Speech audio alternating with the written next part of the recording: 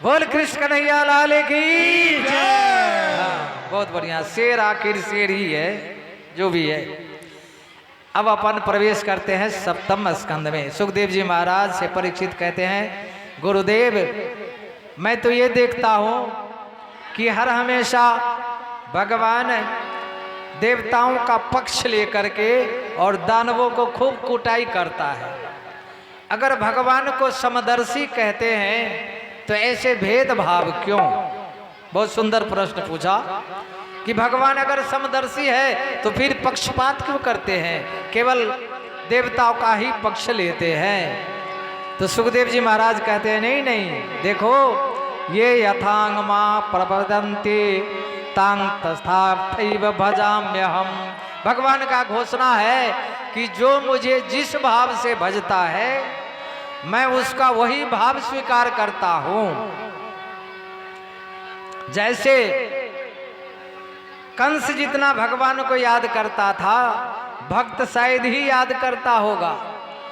जैसे ही नारद जी ने कंस को कहा था, कंस ने पूछा कि महाराज मेरा काल कैसे होगा, तो नारद जी कहते हैं कि काला काला बाल होगा, घुंघराले बाल होंगे, काला काला रूप होगा, देखने में तो छोटा होगा लेकिन बड़ा खोटा होगा, सावधान रहना। और जिस दिन से काला काला सुना दिया तो उस दिन से कंस को हर काली वस्तु में कृष्ण ही दिखाई पड़ता था।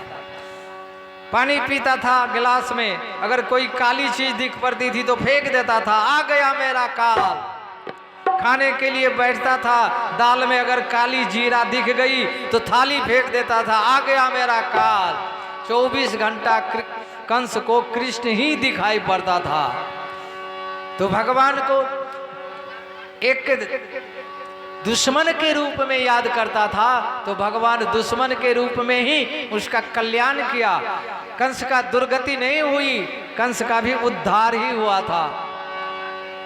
सुखदेव जी महाराज कहते हैं, परीक्षित गोप्यः कामाद भयाद कंसो द्वैषा चैद्यादयो नृपः संबंधात कृष्णाया स्नेह या दूयं भक्ता वयं विभो। गोप्यः कामाद, गोपियों ने काम भाव से प्रेम भाव से याद की तो भगवान ने उसको प्रेम भाव से स्वीकार किया। भयाद कंसो, कंस भय से याद करते थे तो भय के रूप में ही भगवान स्वीकार किया। दुष्ट राजाओं ने दुश्मनी से याद करते थे तो भगवान उसी रूप में स्वीकार किया। जो जिस भाव में भजता है याद करता है, भज धातु है याद करना, तो जिस भाव में याद करता है भगवान उसी भाव में स्वीकार करता है। देखो तुम कहते हो अरे हिरण्यकश्यप का पुत्र, हिरण्यकश्यप दानव और उसका पुत्र दानव कुल में जन्म लिया प्रहलाद, लेकिन हिरण्यकश्यप को तो भगवान ने पेट चीर फाड़ के रख दिया और उसके ही पुत्र वो भी दानव है, परंतु भगवान ने उसे गोद में उठा करके खूब लाड़ प्यार किया है। तो तुम ये नहीं कह सकते कि भगवान पक्षपात करते हैं, सुनाते हैं। जब हिरण्याक्ष के रूप में भगवान ने हिरण्याक्ष को समाप्त किया था, उसी दिन से हिरण्यकश्यप भगवान विष्णु का कट्टर दुश्मन बन गया। एक दिन हिरण्यकश्यप तपस्या करने के लिए गया और तपस्या करने के लिए जब गया तो भगवान ने एक तोता को भेज दिया और जिस वृक्ष के नीचे में हिरण्यकश्यप तपस्या कर रहा था उसी वृक्ष पर तोता नारायण नारायण नारायण कहने लगा। हिरण्यकश्यप वापस आ गए और वापस आ गए, घर में भोजन कर रहा था। पत्नी कयाधु पूछती है कि स्वामी आप तो जिस काम के लिए जाते हो जब तक पूरा नहीं करते तब तक नहीं आते, आज तो तपस्या के लिए गए थे तो वापस क्यों आ गए? बोले अरे जैसे ही एक वृक्ष के नीचे तपस्या करने बैठा एक दुष्ट तोता नारायण नारायण कहने लगा, इसलिए वापस आ गया, मेरे दुश्मन का नाम ले रहा था। कयाधु भगवान की भक्त थी। कयाधु विचार करती है कि आज तो अपने पति के मुख से 108 बार भगवान का नाम उच्चारण करवाऊंगी। बढ़िया बढ़िया पकौड़ी बनाई, बढ़िया बढ़िया भोजन बना करके। ध्यान देना माताओं, जब इन भाइयों से कुछ काम लेना हो तो खूब बढ़िया बढ़िया कचौड़ी पकौड़ी बना करके खिलाओ। जब ये खा लेंगे, खुश हो जाएंगे, तब कहवे जे दीपावली के समय ये ले जा, धनतेरस के दिन चलू झंझारपुर मधुबनी, एक नेक मोटगर तब पतर को सोना के हार बना दिया। पहले खूब खिला पिला करके। यहाँ भी कयाधु अपने पति हिरण्याकश्यप को खूब खिलाई पिलाई, और सोने के लिए जब गई तो कहती हैं कि आप जो उस समय में बोले थे वो तोता क्या बोल रहा था? तो कहते हैं वो नारायण नारायण नारायण कह रहा था। हो गया ना 6 बार।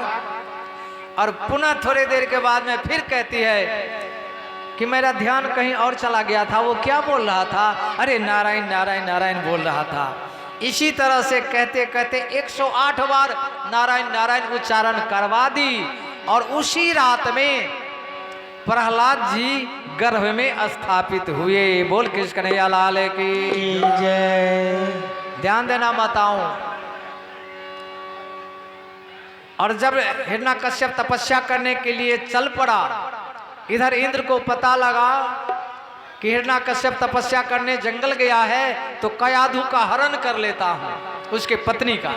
कयाधु को हरण करके इंद्र ले जा रहा था। रास्ते में नारद जी मिले। अरे कहाँ ले जा रहे हो? अरे इसके गर्भ में परमात्मा का परम भक्त है, छोड़ दो इसे। और नारद जी ले आए अपने यहाँ और बढ़िया बढ़िया सत्संग सुनाते रहे। प्रहलाद जी गर्भ में थे और नारद जी का सत्संग सुन के ही, गर्भ में ही सत्संग सुन करके इतने बड़े परमात्मा के भक्त हुए हैं। इसलिए माताओं, जब गर्भ में बच्चा रहे, जब आप गर्भ धारण करती हो, तो ये अटरंग पटरंग सिनेमा मत देखना टीवी में। धर्मशास्त्र पढ़ो, वीरों की कथा पढ़ो, भगवान का नाम उच्चारण करो, भजन करो, कीर्तन करो। भोजन बनाती हो उस समय भी कीर्तन भजन करते रहो। बहुत प्रभाव पड़ता है गर्भस्थ शिशु पर। हिरण्याकश्यप तपस्या करने गया, तपस्या किया, ब्रह्मा जी खुश हुए, ब्रह्मा जी प्रकट हुए, वरदान मांगो बेटा। हिरण्याकश्यप कहने लगा कि मुझे अजर अमर होने का वरदान दे दो। ब्रह्मा जी कहने लगे बेटा वो तो मैं भी नहीं अजर अमर हूँ, मैं भी मरूंगा, मेरा भी एक समय है निश्चित, उस दिन मैं भी मर जाऊंगा। आप लोग ये सुन करके आश्चर्य मत करना, ब्रह्मा जी का भी आयु है, सबकी आयु है, ब्रह्मा जी भी मरेंगे। अब आयु कितनी है वो मैं कल बताऊंगा, कल की कथा में। तो क्या महाराज तो कोई दूसरा वर ऐसा वर दो, मांगो, मैं बहुत प्रसन्न हूँ। आज तुम जितना मांगना चाहते हो एक अमरत्व छोड़ करके मांग लो। तो उन्होंने मांगना प्रारंभ किया। क्या मांगा? महाराज मुझे वरदान दो, न घर में मरूं, न बाहर मरूं, न दिन में मरूं, न रात में मरूं, न ऊपर मरूं, न नीचे मरूं, न मानव से मरूं, न दानव से मरूं, न अस्त्र से मरूं, न शस्त्र से मरूं। ब्रह्मा जी के सृष्टि में मैं किसी से नहीं मरूं, 12 महीना में मैं किसी से नहीं मरूं। ब्रह्मा जी कहने लगे बस बस बेटा, कितना मांगोगे, बहुत हो गया, बस बस करो। लेकिन जितना तुम बोला है ये बड़ा ही कठिन है, लेकिन तेरे जैसा तपस्या करने वाला भी चेला नहीं मिलता, इसलिए मैं खुश हूँ, सारे वरदान मैं तुम्हें दे रहा हूँ। बोल कृष्ण कन्हैया लाल की जय। और माताओं बहनों, अगर बल और पौरुष मिल जाए तो फिर दुनिया में तो किसी को वो जी लगाता ही नहीं है। बल पौरुष वरदान मिल गया, आ गए अपने महल में। समय आने पर प्रहलाद जी का जन्म हुआ। उससे पहले प्रहलाद जी 5 भाई थे। नाम था राग, अनुराग, 4 भाई, राग, अनुराग, प्रहलाद, आह्लाद, 4 भाई थे। इसमें प्रहलाद जी सबसे छोटे थे। प्रहलाद जी कैसे थे? सुखदेव जी महाराज वर्णन करते हैं। ब्रह्मण्यशील संपन्न सत्य संधो जितेंद्रिय आत्मवत् सर्वभूतानाम एक प्रिय सुहृदतम। अन्य बालकों की अपेक्षा उनका रहन सहन सब कुछ अलग ही था, क्योंकि नारद जी का सत्संग जो सुना था गर्भ में ही। थोड़े से बड़े हुए, अब गुरुकुल में भेजने की इच्छा हुई। प्रहलाद जी गुरुकुल में जाते हैं। जब गुरुकुल में गए तो एक दिन हिरण्याकश्यप विचार किया कि देखो तो सही क्या पढ़ाते हैं।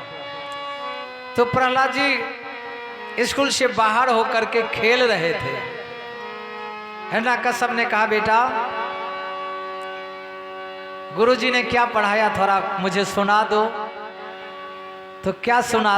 पहला कहते हैं, प्रहलाद जी कहते हैं, तत्साधु मन्ये सुरवर्ग देहिनाम सदा समुदिग्न धज्ञा असदग्रहाद हित्वा आत्मपातम गृहमंध कोपम वनम गतो यद्रिये माश्रयेता। पिताजी मैं एक बहुत बढ़िया बात पढ़ा सीख लिया हूं। क्या?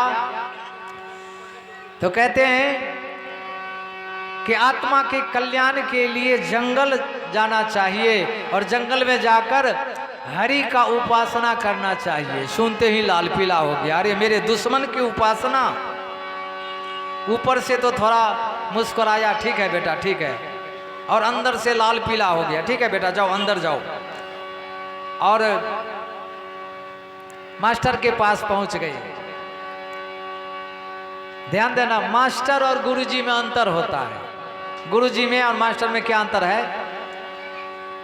सरकार के द्वारा जो निश्चित किया गया है वही पाठ मास्टर जी को पढ़ाना है, चाहे वो गलत हो चाहे सही हो। ग से गणेश ना ना सांप्रदायिकता फैल जाएगी। तो ग से गधा, हाँ ये ठीक है, ग से गणेश ठीक नहीं है। लेकिन गुरुजी में क्या? गुरुजी है जो सत्य है वही आपको बताएंगे। इतना अंतर है मास्टर जी में और गुरुजी में। परंतु यहाँ पर गुरुजी है वो तो दानव कुल के गुरुजी है, दानव को पढ़ा रहे हैं तो वही शिक्षा पढ़ाएंगे। हिरण्याकश्यप गुरुजी को खूब फटकारा। संडामर को फटकारते हुए कहा, क्यों रे, मैं अपने पुत्र को तुम्हारे यहाँ भेजा था पढ़ने के लिए, तुम यही सिखाता है कि जंगल में जा करके और तपस्या करो, हरि का नाम यही सिखाता है? बोला नहीं महाराज, हमारे विषय में तो ये बात है ही नहीं, पता नहीं आपका बेटा कहाँ से पढ़ लिया, खबरदार ऐसा मत पढ़ाना, कह करके चला गया। कुछ दिन बीता। जब गर्मी की छुट्टी आई तो संडामर्क ने प्रहलाद जी को राज दरबार पहुंचाने के लिए गया। वहां पर कयाधु ने खूब बढ़िया से प्रहलाद जी को श्रृंगार किया। बेटा अब जाओ पिता के पास। प्रहलाद जी आए और पिताजी के गोद में बैठ गए। पिताजी कहने लगे, बेटा कुछ बढ़िया बात सुनाओ जो तुमने विद्यालय में पढ़ के आया है। तो प्रहलाद जी सुना बैठे, ध्यान से सुनना। श्रवणम कीर्तनम विष्णु स्मरणं पाद सेवनम अर्चनम वदनम दास्यम सख्य आत्मनिवेदनम। ये नवधा भक्ति की बात आती है। नवधा भक्ति की बात बता दिए पिताजी। श्रवण कीर्तन विष्णु, भगवान विष्णु के नाम का कीर्तन श्रवण स्मरण पाद सेवन करना चाहिए। 9 प्रकार के भक्ति। उस दिन प्रहलाद जी को गोद में से उठा करके पटक दिया। अरे पहले दिन तो एक ही बात बताया था कि जंगल में जाके तपस्या करो, आज तो 9 बात बता दिया। और तलवार निकाल करके संडामर्क के कंधे पर धर दिया। खबरदार, सुन लिया तूने, यही सब पढ़ाया है मेरे पुत्र को? थर थर काँप रहा है बेचारा संडामर्क। नहीं महाराज, मैंने ये सब नहीं पढ़ाया। मतिर्न कृष्ण परतो स्वतोबा मिथो विवेद ग्रह बताना। महाराज आपका बेटा पढ़ी पढ़ाई आया है, ये सब मैं नहीं पढ़ाया हूँ। प्रहलाद जी के ऊपर में अति क्रोधित होकर हिरण्याकश्यप ने प्रहलाद को समाप्त करने का प्रयास किया। हाथी से कुचलवाया, फिर भी बच गए। पहाड़ से गिराया फिर भी बच गए। अंत में होलिका ने जलाने का प्रयास किया। जैसे ही होलिका जलाने का प्रयास किया तो भगवान ने ऐसी हवा चलाई कि होलिका के ऊपर में जो शील वस्त्र था वो प्रहलाद जी के ऊपर आ गया और होलिका जल के भस्म हो गई। ऐसी हवा जोर की चाली चिता फार कर दई भगा। ऐसी हवा जोर की चाली चिता फार कर दई भगा। उलट पुलट कर शील वस्त्र को प्रहलाद भगत पर दिया ओढ़ाई। उलट पलट कर शील वस्त्र प्रहलाद भगत पर दिया।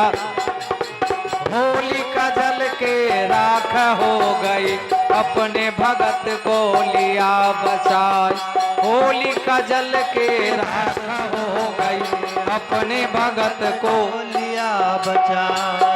बोल भक्त वत्सल भगवान की जय। संडा मर्क पहुंचा, महाराज एक बार मौका मुझे दे दो, अब मैं आपके बच्चे को सुधार दूंगा। संडा मर्क पुनः प्रहलाद जी को विद्यालय ले आए।